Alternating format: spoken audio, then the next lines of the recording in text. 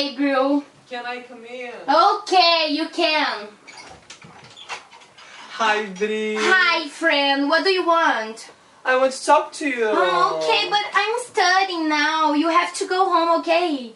Come back later. Why are you studying? I'm studying about the cities, some cities of New York, of United States, you know, and about their lifestyles and their costumes, this kind of thing, you know. But It's very interesting.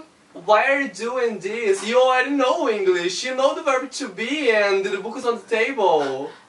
Honey, I'm going to explain it. Hey guys! Hoje nós vamos falar um pouquinho sobre língua inglesa, cultura e textos autênticos. Isso. E como referência teórica, nós utilizamos o artigo Língua, Cultura e Comunicação, o ensino significativo de línguas estrangeiras, da Vera Hanna. Além disso, vocês provavelmente ouviram falar que ao estudarmos uma segunda língua, uma língua adicional, nós também estudamos a cultura dos povos onde essa língua é utilizada. Exatamente! E no ano de 1972, o antropólogo e linguista americano Del Hymes, juntamente com o britânico Michael Halliday, criaram uma teoria linguística que juntasse comunicação e cultura. E foi aí que o termo competência comunicativa foi criado. But do you know what is it? Hey buddy! You know, when are you going to pay me my pay raise? You know, I have some stuff to buy and I have a party tomorrow. I have to buy some beers, man. You have to pay me. How you dare? Don't talk to me like that! É suficiente sabermos apenas as regras gramaticais e as estruturas lexicais de uma língua para nos comunicarmos? Com certeza não! Como vimos no exemplo, é também muito importante sabermos como, quando, onde e com quem usar determinadas escolhas semânticas e estruturas linguísticas. Os estudos desenvolvidos por Hymes e Halliday deram origem ao método de abordagem comunicativa no ensino de línguas estrangeiras. Mas o que muda com esse método? A língua deixa de ser vista como uma interiorização de sistemas de regras formais e estruturais, e ela passa a ter como objetivo alcançar um método, alcançar êxito em expressar-se, em interpretar códigos e negociar socialmente significados em diferentes contextos. Blá blá blá. O que cultura e competência comunicativa tem a ver? Gente, competência comunicativa e cultura estão diretamente ligadas. Como é que eu vou saber como, quando, onde e por que usar determinadas escolhas semânticas se eu não conheço a cultura específica de determinado contexto? Além disso, a autora traz nesse artigo a importância desses aprendizes de uma segunda língua, de uma língua adicional, desenvolverem sensibilidade para perceber essas diferenças culturais entre os povos, para dessa forma entenderem, além da cultura dos povos falantes dessa língua adicional, entender também a sua própria cultura, para dessa forma se libertarem de certos preconceitos. Exatamente, não é só uma questão de ensino de língua, é também uma questão de cidadania. Bom pessoal, estávamos falando até agora de competência comunicativa, cultura, mas a pergunta é, como vincular teoria e prática? Bom, a resposta a gente pode achar através de duas palavras, textos autênticos. E a autora desse artigo deixa bem claro quais são esses textos. São aqueles que são vistos como expressões da cultura de um povo. São produtos culturais que representam realidades construídas socialmente e expressam diversos modos de ser, como por exemplo, peças teatrais, obras literárias, diálogos cotidianos, programas de TV e rádio, entre outros exemplos. Exatamente, textos reais feitos para pessoas reais. Bom pessoal, mas quem é professor sabe muito bem que o ambiente da sala de aula não é o mais propício para ensinar cultura, porque afinal de contas é um ambiente artificial, não é mesmo?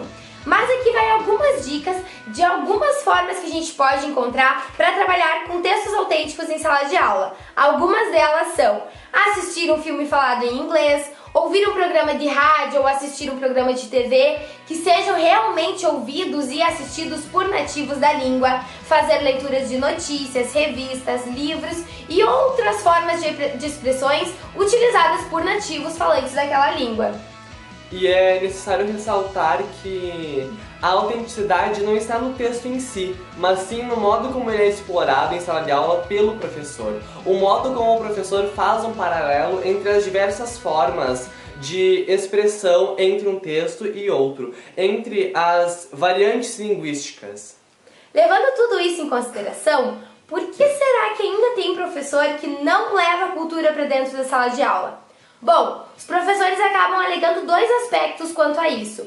O primeiro é que eles não teriam tempo suficiente para trabalhar a cultura na sala de aula e achariam menos importante também trabalhar a cultura. Acabam sempre deixando para depois, e bem a gente sabe que esse depois acaba nunca chegando. Outro aspecto que eles levam em consideração é que eles dizem que o único dever deles seria trabalhar apenas com a gramática e as estruturas linguísticas e que a cultura não seria assim tão importante de ser trabalhada. Somado a isso, a autora diz que é importante não partirmos de comparações no momento de trabalharmos outras culturas, justamente para não criar essa ideia de que nós somos o certo e as demais culturas são erradas ou estranhas, bizarras. E isso também evita essa disseminação de estereótipos e de preconceitos. Exatamente. E concluindo de tudo isso que a gente falou, é obviamente que língua e cultura estão intrinsecamente conectados. A conexão é indiscutível, porque afinal de contas, a gente expressa o nosso modo de ser ou aquilo que a gente realmente é, aquilo que a gente acredita, através da linguagem, que é a nossa principal forma de expressão. Afinal de contas, falar de língua é sempre falar de cultura. Oh, meu amor, vamos mostrar cultura pra esse povo? Vamos, faz um gritinho aí pra nós.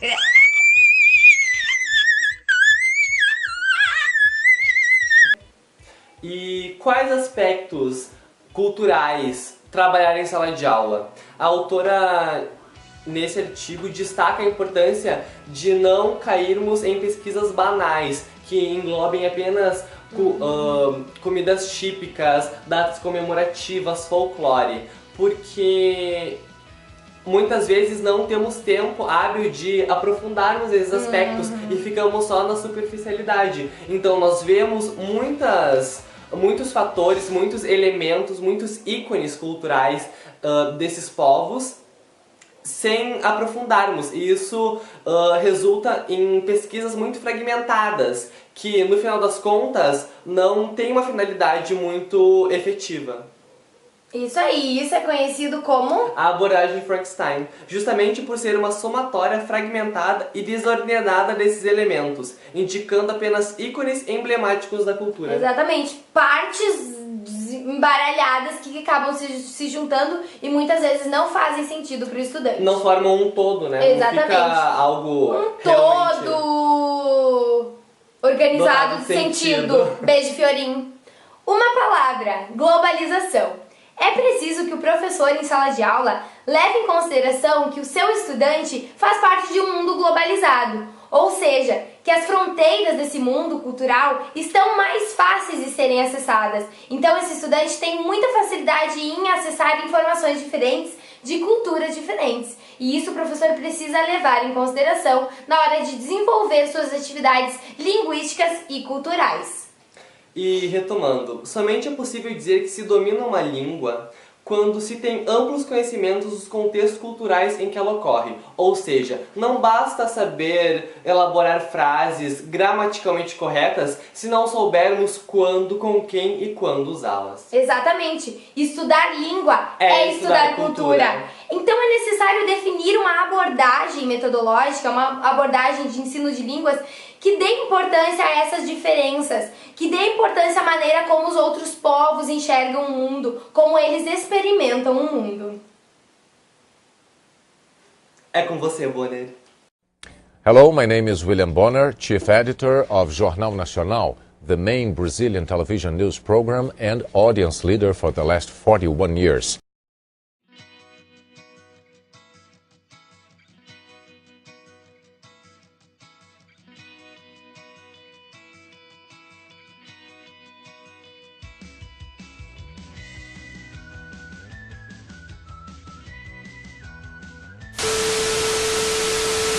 Ah, vamos botar 17% na minha bateria. Gente, pelo amor de Deus. Tá, agora vai. Então, 1, 2, 3. Meu nome é Isabelle Mutante. Vai. Vamos lá. E vai.